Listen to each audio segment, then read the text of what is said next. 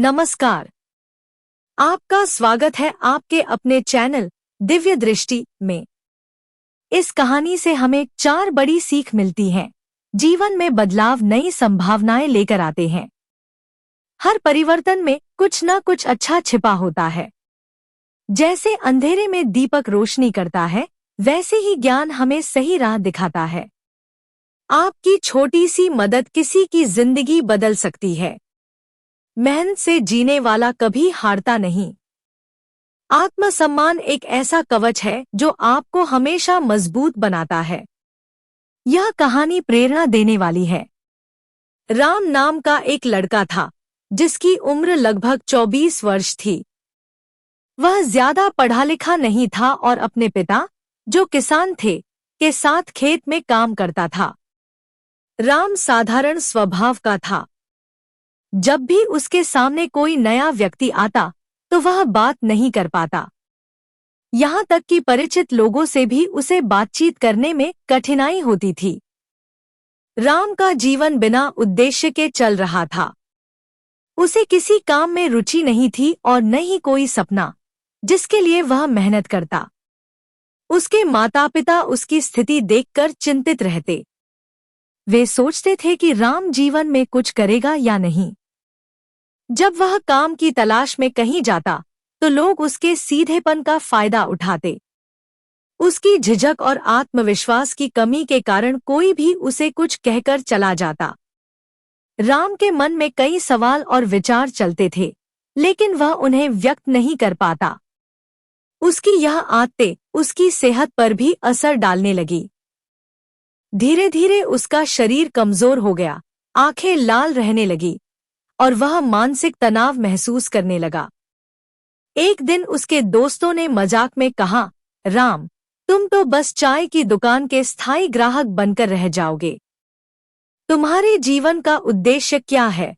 यह सुनकर राम को बुरा लगा, लेकिन उसने गंभीरता से कुछ नहीं लिया। वह जीवन के उद्देश्य को भुलाकर समय व्यर्थ कर रहा था। उसके माता-पिता और परिवार के बड़े बूढ़े उसे समझाने की कोशिश करते। एक दिन उसके पिता ने उसे डांटते हुए कहा, राम, दूसरों की जिंदगी में ताक-झांक करना छोड़ो। मेहनत करने वालों के पास अपनी जिंदगी सुधारने का समय होता है। यदि तुम खुद पर ध्यान दोगे, तो तुम्हारी जिंदगी भी बेहतर हो सकती है। उस डांट से नाराज होकर राम घर से चला गया। वह पहाड़ की चोटी पर पहुंचा और ईश्वर से प्रार्थना करने लगा, भगवान, आपने मुझे ऐसा क्यों बनाया? लोग मेरा मजाक उड़ाते हैं। जब मैं अपने मन की बात रख ही नहीं सकता, तो मैं इस जीवन का क्या करूंगा? जैसे ही वह कूदने की तैयारी कर रहा था, उसका पैर फिसल गया। वह नीचे गिरा और चोटिल हो गया। तभी एक महात्मा वहां आए। उन्होंने राम को सहारा दिया और कहा, बेटा, यह चोट तुम्हें सिखाने के लिए है। क्या तुम जानना चाहोगे? राम ने अपनी समस्याएं महात्मा को बताईं। महात्मा ने उसे समझाया, जिंदगी एक अनमोल अवसर है। इसे व्यर्थ मत करो। अपनी काबिलियत को पहचानो और खुद पर ध्यान दो। महात्मा ने राम को सफलता के नियम सिखाए। सपनों को लक्ष्य में बदलो। समय का सही उपयोग करो। ध्यान और एकाग्रता को अपनाओ। छोटी छोटी सकारात्मक आदतें विकसित करो। स्वास्थ्य का ध्यान रखो। सकारात्मक सोच रखो। महात्मा की बातों का गहरा असर राम पर हुआ। उसने अपनी गलतियों को समझा और जीवन को नई दिशा देने का संकल्प लिया। धीरे धीरे राम का जीवन बदलने लगा। उसने अपने लक्ष्य को पहचानकर मेहनत शुरू की और अपने सपनों को पूरा करने की राह पर चल पड़ा। एक गांव में मंगेश नाम का एक व्यक्ति रहता था। मंगेश का जन्म एक गरीब परिवार में हुआ था। उसके परिवार में केवल वह और उसकी पत्नी थे। दोनों एक छोटे से कच्चे घर में गुजारा कर रहे थे। मंगेश दिन भर मेहनत मजदूरी करता था ताकि वह और उसकी पत्नी का पेट भर सके। इसी तरह उनका जीवन चलता रहा। कुछ समय बाद मंगेश की पत्नी गर्भवती हो गई। यह सुनकर मंगेश बहुत खुश हुआ। उसके मन में सपने जागने लगे कि अब उनके घर में भी एक नन्हा बच्चा आएगा, जिसे वे गोद में खिलाएंगे और हंसी खुशी अपना जीवन बिताएंगे। समय बीतता गया और वह दिन भी आ गया जब मंगेश की पत्नी को बच्चा होने वाला था। मंगेश ने उसे अस्पताल में भर्ती कराया। प्रसव का समय करीब आते ही मंगेश अपने बच्चे के जन्म के लिए जरूरी पैसों का इंतजाम करने के लिए घर से बाहर गया। रास्ते में वह अपने बच्चे के उज्जवल भविष्य के सपने संजोता रहा, लेकिन नियति को कुछ और ही मंजूर था। मंगेश की एक दुर्घटना में मृत्यु हो गई। शहर के लोग उसके अंतिम संस्कार में जुट गए और उसी समय अस्पताल में उसकी पत्नी ने एक सुंदर बेटे को जन्म दिया। जब मंगेश की पत्नी को यह खबर मिली कि उसके पति की मृत्यु हो गई है, तो उसका कलेजा फट गया। वह फूट फूट कर रोने लगी। उसका सहारा, उसका जीवन साथी अब उसे छोड़कर चला गया था। उसने भगवान से शिकायत की, हे प्रभु, यह कैसा न्याय है। मेरे बच्चे के जन्म से पहले ही आपने उसके सिर से पिता का साया छीन लिया। अब कौन इसका पालन पोषण करेगा। शहर के कुछ लोगों ने उसे सांत्वना दी। उन्होंने कहा, बहन, जन्म और मृत्यु परमात्मा के हाथ में है। जो होता है अच्छे के लिए होता है। अब इस बच्चे के लिए हिम्मत जुटाओ। कुछ समय बाद वह महिला अपने नवजात बेटे को लेकर घर आ गई। नगरवासियों ने कुछ दिनों तक उसकी मदद की, लेकिन कोई हमेशा के लिए साथ नहीं रहता। धीरे धीरे मददगार पीछे हटने लगे। महिला ने यह समझ लिया कि दूसरों के सहारे जीवन नहीं चलता, उसे खुद मेहनत करनी होगी। उसने दूसरों के घरों में साफ सफाई का काम ढूंढ लिया। जो पैसे मिलते उनसे वह अपने और अपने बेटे का पेट पालने लगी। समय बीतता गया। जब बेटा 4 साल का हुआ तो उसने उसे पास के सरकारी स्कूल में दाखिला दिला दिया। उसने ठान लिया कि वह अपने बेटे को पढ़ा लिखा कर इतना काबिल बनाएगी कि उसे कभी किसी के आगे हाथ न फैलाना पड़े। अब वह महिला दिन रात मेहनत करती, मजदूरी करती और अपनी सारी ऊर्जा अपने बेटे को पढ़ाने और पालने में लगा देती। उसका जीवन संघर्षों से भरा था, लेकिन उसने हार नहीं मानी। उसका सपना था कि उसका बेटा एक दिन बड़ा होकर उसका सहारा बने और उनकी गरीबी के इस चक्र को तोड़ सके। बच्चा यह अच्छी तरह समझता था कि उसके घर में उसकी माँ ही सब कुछ है। उसका पिता उसके जन्म से पहले ही इस दुनिया से चला गया था। यही कारण था कि वह अपनी पढ़ाई में पूरी लगन लगाता था। धीरे धीरे उसकी उम्र 12 वर्ष हो गई। एक दिन ऐसा हुआ कि उसकी माँ बहुत बीमार पड़ गई। उसने सोचा कि यह कोई मामूली बीमारी होगी, इसलिए उसने इस पर ज्यादा ध्यान नहीं दिया। लेकिन धीरे धीरे उसकी तबीयत और खराब होती चली गई। हालत इतनी बिगड़ गई कि वह काम पर भी नहीं जा पा रही थी। घर में इतने पैसे भी नहीं थे कि वह अपनी बीमारी का सही इलाज करवा सके। अपनी माँ की हालत देखकर बेटे को बहुत चिंता हुई। उसने माँ से कहा, माँ, तुम चिंता मत करो, मैं डॉक्टर के पास से तुम्हारे लिए दवाई लेकर आता हूँ। तुम वह दवाई खा लेना, फिर तुम जल्दी ठीक हो जाओगी। बेटे की यह बात सुनकर माँ की आंखें भर आईं। उसने बेटे से कहा, बेटा, अब तुम्हें कहीं जाने की जरूरत नहीं है। मेरा समय आ गया है। मैं अब तुम्हारे पिता के पास जाना चाहती हूँ। लेकिन जाने से पहले मेरी एक बात हमेशा याद रखना। वह बोली, जब तेरा जन्म नहीं हुआ था, तब तेरे पिता और मैंने एक सपना देखा था। हम चाहते थे कि हमारे बच्चे पढ़ लिख कर इतने काबिल बने कि उन्हें हमारी तरह गरीबी भरी जिंदगी न जीनी पड़े। लेकिन बेटा, मैं वह सपना पूरा नहीं कर पाई। अगर मैं चली जाऊं तो तुम अपने पिता के उस सपने को जरूर पूरा करना। माँ ने कहा, बेटा, ऐसा कोई काम मत करना जिससे तुम्हारे पिता का नाम बदनाम हो। तुम इस तरह से जीवन जीना कि तुम्हारा नाम दूर दूर तक जाना जाए। पैसे के पीछे कभी मत भागना। लोग पैसे के लिए अपनी इज्जत तक भूल जाते हैं। हमेशा स्वाभिमान के साथ जीना। किसी के आगे हाथ मत फैलाना, क्योंकि याचना करना ही सबसे बड़ा दुख है। विद्या, धन, बल, कीर्ति और पुण्य अर्जित करना ही मनुष्य का कर्तव्य है। बेटे ने माँ से कहा, माँ, तुम चिंता मत करो, मैं अभी दवाई लेकर आता हूँ। इतना कहकर वह माँ से पैसे लेकर दवा लेने चला गया। लेकिन उसके जाते ही उसकी माँ ने अपने प्राण त्याग दिए। जब लोगों को यह खबर मिली तो वे इकट्ठे हुए और उस स्त्री का अंतिम संस्कार करवाया। बेटे ने ही अपनी माँ का अंतिम संस्कार किया। अब वह बालक पूरी तरह अकेला हो गया। उसकी उम्र भी ज्यादा नहीं थी।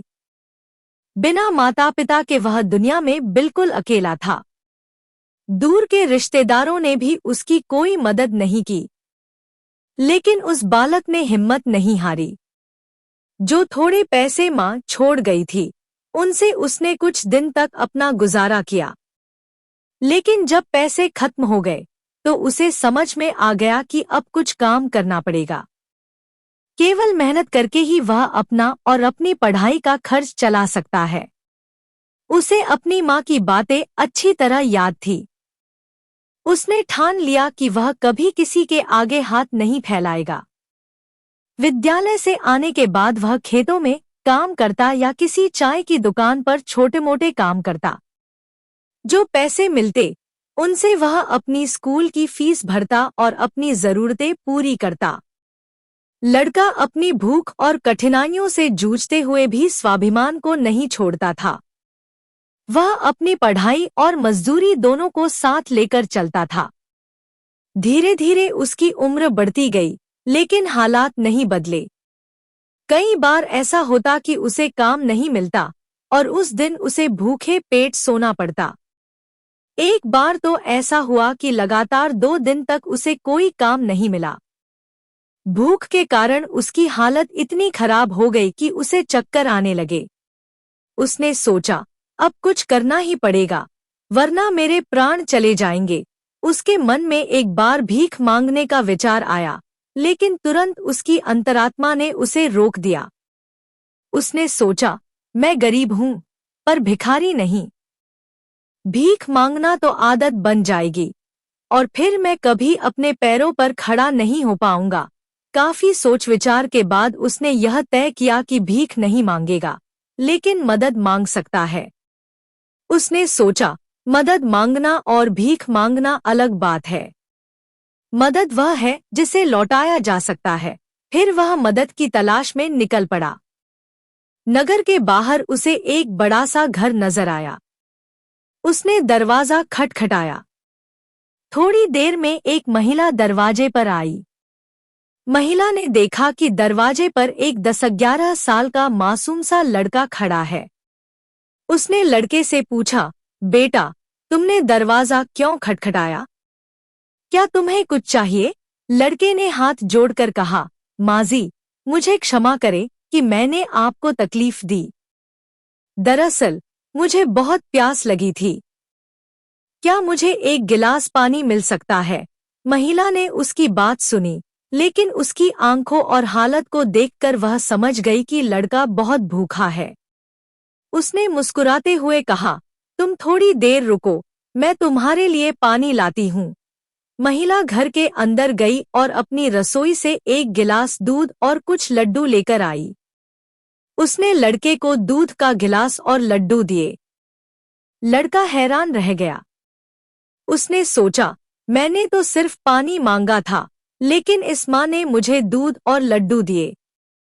कितनी दयालु है ये। महिला ने कहा, बेटा, पहले लड्डू खा लो। दूध अभी गर्म है, ठंडा हो जाए तो पी लेना। लड़के ने महिला की बात मानी और लड्डू खाने लगा। उसके मन में उस महिला के लिए आभार उमड़ पड़ा। वह सोचने लगा, कितनी महान है ये। इन्होंने मेरी भूख को बिना कहे समझ लिया। मैं इन्हें जीवन भर याद रखूंगा। लड़के ने आराम से लड्डू खाए और दूध पिया। उस दिन उसे समझ में आया कि दुनिया में अभी भी दया और मानवता जिंदा है। उस महिला ने न केवल उसकी भूख मिटाई, बल्कि उसे यह सिखाया कि मदद मांगने में कोई शर्म नहीं है, अगर आप उसे लौटाने का इरादा रखते हैं। लड़का अपनी भूख और कठिनाइयों से जूझते हुए भी स्वाभिमान को नहीं छोड़ता था। वह अपनी पढ़ाई और मजदूरी दोनों को साथ लेकर चलता था। धीरे धीरे उसकी उम्र बढ़ती गई, लेकिन हालात नहीं बदले। कई बार ऐसा होता कि उसे काम नहीं मिलता और उस दिन उसे भूखे पेट सोना पड़ता। एक बार तो ऐसा हुआ कि लगातार 2 दिन तक उसे कोई काम नहीं मिला। भूख के कारण उसकी हालत इतनी खराब हो गई कि उसे चक्कर आने लगे। उसने सोचा, अब कुछ करना ही पड़ेगा, वरना मेरे प्राण चले जाएंगे। उसके मन में एक बार भीख मांगने का विचार आया, लेकिन तुरंत उसकी अंतरात्मा ने उसे रोक दिया। उसने सोचा, मैं गरीब हूं, पर भिखारी नहीं। भीख मांगना तो आदत बन जाएगी और फिर मैं कभी अपने पैरों पर खड़ा नहीं हो पाऊंगा। काफी सोच विचार के बाद उसने यह तय किया कि भीख नहीं मांगेगा, लेकिन मदद मांग सकता है। उसने सोचा, मदद मांगना और भीख मांगना अलग बात है। मदद वह है जिसे लौटाया जा सकता है। फिर वह मदद की तलाश में निकल पड़ा। नगर के बाहर उसे एक बड़ा सा घर नजर आया। उसने दरवाजा खटखटाया। थोड़ी देर में एक महिला दरवाजे पर आई। महिला ने देखा कि दरवाजे पर एक 10-11 साल का मासूम सा लड़का खड़ा है। उसने लड़के से पूछा, बेटा, तुमने दरवाजा क्यों खटखटाया? क्या तुम्हें कुछ चाहिए? लड़के ने हाथ जोड़कर कहा, माजी, मुझे क्षमा करें कि मैंने आपको तकलीफ दी। दरअसल मुझे बहुत प्यास लगी थी। क्या मुझे एक गिलास पानी मिल सकता है? महिला ने उसकी बात सुनी, लेकिन उसकी आंखों और हालत को देखकर वह समझ गई कि लड़का बहुत भूखा है। उसने मुस्कुराते हुए कहा, तुम थोड़ी देर रुको, मैं तुम्हारे लिए पानी लाती हूँ। महिला घर के अंदर गई और अपनी रसोई से एक गिलास दूध और कुछ लड्डू लेकर आई। उसने लड़के को दूध का गिलास और लड्डू दिए। लड़का हैरान रह गया। उसने सोचा, मैंने तो सिर्फ पानी मांगा था, लेकिन इस माँ ने मुझे दूध और लड्डू दिए। कितनी दयालु है ये। महिला ने कहा, बेटा, पहले लड्डू खा लो। दूध अभी गर्म है, ठंडा हो जाए तो पी लेना। लड़के ने महिला की बात मानी और लड्डू खाने लगा। उसके मन में उस महिला के लिए आभार उमड़ पड़ा। वह सोचने लगा, कितनी महान है ये। इन्होंने मेरी भूख को बिना कहे समझ लिया। मैं इन्हें जीवन भर याद रखूंगा। लड़के ने आराम से लड्डू खाए और दूध पिया। उस दिन उसे समझ में आया कि दुनिया में अभी भी दया और मानवता जिंदा है। उस महिला ने न केवल उसकी भूख मिटाई, बल्कि उसे यह सिखाया कि मदद मांगने में कोई शर्म नहीं है, अगर आप उसे लौटाने का इरादा रखते हैं। उस महिला को यह बात तब पता चली जब वह संकेत की फीस भरने के लिए विद्यालय गई। जब उसने फीस जमा करनी चाही, तो मास्टर जी ने कहा, बहन जी, अब इसकी कोई जरूरत नहीं है। संकेत तो आगे की पढ़ाई के लिए शहर चला गया है। यह सुनकर महिला सोचने लगी, भगवान ने मुझे उसकी मदद करने का मौका दिया, मैं उतना ही कर सकी। हे भगवान, उस बालक पर कृपा रखना। वह जहां भी हो, खुश और सफल रहे। इसके बाद वह महिला अपनी गृहस्थी में व्यस्त हो गई। उधर संकेत शहर में अपनी पढ़ाई करने लगा। पढ़ाई का खर्च चलाने के लिए उसने नौकरी कर ली। इस तरह 25 साल बीत गए। न संकेत कभी उस महिला से मिल पाया, न वह महिला संकेत से। महिला का बेटा अब बड़ा हो चुका था और एक सफल व्यापारी बन गया था। वह मां बेटे का रिश्ता बहुत प्यार भरा था। एक दिन महिला गंभीर रूप से बीमार पड़ गई। शाम को जब बेटा घर आया और मां की हालत देखी, तो वह बेचैन हो गया। तुरंत उसे अस्पताल में भर्ती कराया। जांच में पता चला कि उसे कैंसर है। डॉक्टर ने कहा, इलाज बड़े शहर के किसी बड़े अस्पताल में कराना होगा।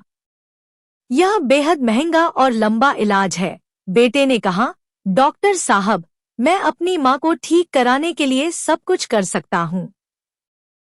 आप पैसे की चिंता न करें। माँ ने बेटे को रोकने की कोशिश की। बेटा, इतना बड़ा खर्च हम कैसे उठाएंगे? पर बेटा बोला, माँ, धन तो दोबारा आ सकता है, लेकिन माँ दोबारा नहीं मिलेंगी। बेटा अपनी माँ को बड़े शहर के अस्पताल ले गया। डॉक्टर बाहर थे, इसलिए माँ को भर्ती कर इलाज शुरू हुआ।